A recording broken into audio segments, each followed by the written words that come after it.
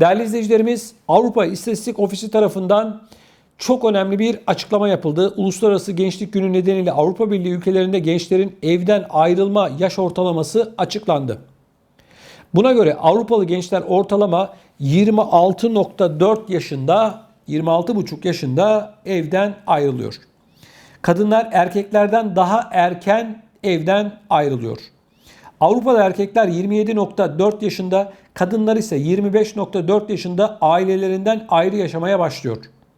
İsveç, Avrupa Birliği ülkeleri arasında gençlerin en erken yaşta evden ayrıldığı ülke konumunda bulunuyor.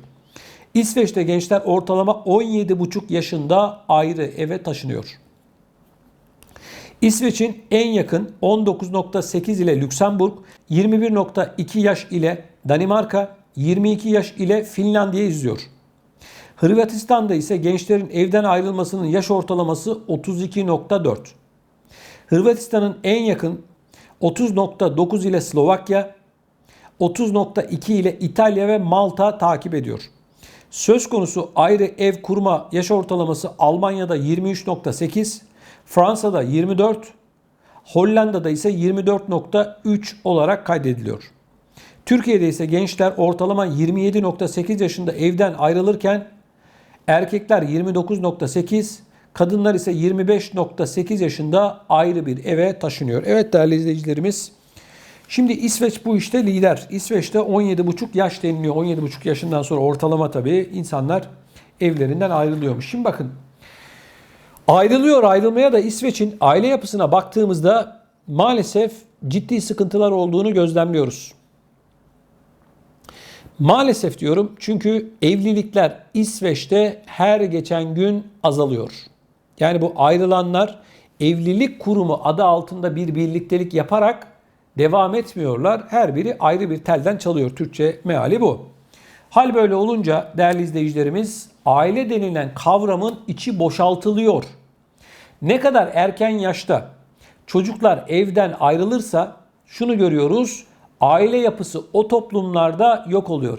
Toplumun ana merkezi olan aile yapısı yok olursa ondan sonra çöküntüler ciddi anlamda başlıyor.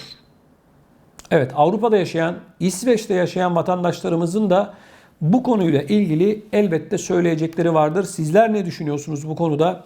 Aile yapısı konusunda, gençlerin çok erken yaşta evden ayrılmaları konusunda neler düşünüyorsunuz? Bunu lütfen bu yayınımızın altına, videomuzun altına yazmanızı istirham ediyorum. Değerli izleyicilerimiz, bildiğiniz üzere Yunanistan Türkiye vatandaşlarına sınırlarını 20 Mart tarihinde kapatmıştı. Şimdi çok sayıda vatandaşımız bildiğiniz üzere Türkiye'den Avrupa'ya gelmeye başladı ve Kapıkule'deki yoğunluk nedeniyle pek çok vatandaşımız bizlere Yunanistan'daki sınır kapılarının durumunu soruyor. Şimdi bakın, Yunanistan Türklere kapıları açtı. Şimdi bununla ilgili tabii bazı şartlar var. Bunları sizlerle paylaşacağım. Yunanistan'a giriş yapabilmek için gerekli işlemler adı altında 2 doz aşı olmanız ve üzerinden 14 gün geçmiş ise direkt olarak giriş yapabilirsiniz. Aşınız yok ise 72 saat içerisinde yapılmış PCR testi negatif olan belge veya 48 saat içerisinde yapılmış antijen testi yeterli oluyor. Yunanistan Altyapı ve Ulaştırma Bakanlığı tarafından yapılan açıklamaya göre Covid-19 negatif test sonucu beyan eden Türk vatandaşları artık Yunanistan'a giriş yapabilecek. Yunanistan'a girişte tüm ülkelerin vatandaşları için kişisel bilgiler içeren seyahat formu doldurma uygulamasının devam ettiği vurgulanan açıklamada Türkiye'nin yanı sıra 35 ülke için aranan şartların 12 yaşından büyük çocuklar için geçerli olduğu ifade edildi. Ayrıca alınan yeni karar çerçevesinde tüm yolculara hudut ve gümrük kapılarında hızlı test yapılacağı, sonucu pozitif çıkanların 14 günlüğüne karantinaya alınacağı ifade edildi. Yunanistan'a giriş yapabilmek için gerekli olan şartları Pegasus Hava Yolları, Yunanistan ve Türk Hava Yolları web sitesinde şu şekilde yayınladı. Yunanistan'a seyahat edecek bütün yolcuların en az 14 gün önce aşılanmış olmaları ve yanlarında aşı belgeleri bulundurmaları veya son 72 saat içerisinde yapılmış negatif PCR testi bulundurmaları ya da son 2-9 ay içerisinde koronavirüsü atlattığına dair belge bulundurmaları gerekmektedir. Test sonuçları İngilizce olmalı ve test üzerinde yolcu ismi, pasaport veya kimlik numarası yazmalıdır. 48 saat içerisinde yapılmış negatif sonuçlu antijen testi de geçerlidir. 12 yaşından küçük çocuklar testten muaftır deniliyor. Evet değerli izleyicilerimiz, biliyorsunuz Yunanistan kapatmıştı kapılarını. Geçtiğimiz günlerde bununla ilgili de yine bir haber yapmıştık. Yunanistan sadece İpsala sınır kapısından haftada 1500 kişiyi alıyordu. 1500 kişi, yani gelmeyin diyordu. Şimdi en azından böyle bir uygulama durumu söz konusu. Saygıdeğer izleyicilerimiz, Yunanistan'da koronavirüs tablosu ağırlaşmaya devam ediyor. Bununla ilgili olarak bir dizi tedbirler alındı. Hemen bunları sizlerle paylaşmak istiyorum.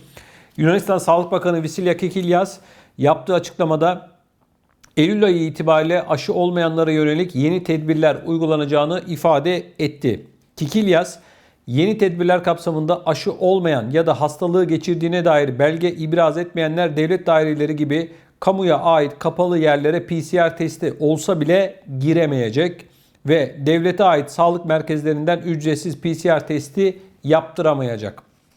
Kara, deniz ve hava yoluyla seyahat edecek olanlar 48 saat öncesinden yapılmış negatif PCR testi sonucu sunmak zorunda kalacak. Devlet ve özel hastanelerde aşı olmayan tüm sağlık çalışanlarının işine ara verilecek. Tedbirlere uymayan eczacılara ise idari yaptırım ve para cezaları uygulanacak. Evet, aşı olmayan sağlık çalışanlarının işine ara verilecek deniliyor. Restoran, kafe ve eğlence yerleri gibi kapalı mekanlara veya açık ya da kapalı stadyumlara sadece 2 doz aşılanmış ya da hastalığı geçirmiş olanların girmesine izin verilecek. Aşılarını tamamlamış ya da hastalığı geçirmiş olanlarla çalışılacağını beyan eden işletmelere tam doluluk ile çalışma izni verilecek. Yoğunluk yaşanan açık alanlarda tüm vatandaşlar için maske takma zorunluluğu getirilecek. 31 Mart 2022'ye kadar sürecek tedbirler kapsamında ayrıca 13 Eylül'den itibaren aşı olmayan kamu ve özel sektör çalışanları, akademisyenler, üniversite öğrencileri, eğitimciler, televizyon ve sinemacılar, müzisyenler ve turizm çalışanları görevlerine devam edebilmesi için masrafları kendilerine ait olmak üzere haftada 2 kez PCR testi yaptıracak.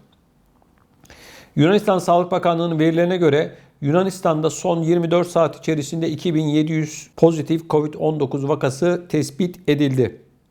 Yaklaşık 10,5 milyon nüfuslu ülkede salgının başından bu yana yaklaşık 570 bin vaka, 13.422 salgın kaynaklı ölüm gerçekleşti. Ülkede halkın yaklaşık %53'ü ikinci doz aşısını yaptırdı. Şimdi bakın değerli izleyicilerimiz, artık Avrupa'nın genelinde, sadece bu Yunanistan özelinde değil, Avrupa'nın genelinde insanları her açıdan artık aşı olmaya mecbur bıraktılar. Aşı olmuyorum diyenlerin pek çoğunun önümüzdeki günlerde aşılanacağı anlaşılıyor. Yoksa evden çıkışa izin yok arkadaşlar. Öyle görünüyor. Bakın, Almanya başta olmak üzere diğer Avrupa ülkeleri de aynı tabloyu bizim önümüze koyuyorlar. Manzara aynı değerli izleyicilerimiz. Zorunlu değil deniliyor. Eğer aşı olmazsan evden çıkış yok. Yani Türkçesi bu aslında. Aşı olmayanlar evden çıkamayacak. Görünen bu. Bunu anlıyoruz. Umut ediyor ve bekliyoruz ki en kısa sürede bu illetten, koronavirüsten insanoğlu kurtulur ve çok özlemiş olduğumuz eski yaşamımıza bir an önce döneriz. Yoksa oldun, aşı oldun, o oldun, bu oldun. Maalesef değerli izleyicilerimiz, sorunlar çözülmüyor. Aşının da bu işe ne kadar derman olduğu büyük bir soru işareti. İnsanlığın önüne aşı bu işi çözecek mucizevi buluş adı altında sürdüler. Ama görüyoruz ki şimdi 3. 4. 5. 6. 7. 8. 9. 10. doza kadar yapılacak deniliyor. Bakalım önümüzdeki günlerde daha neler göreceğiz.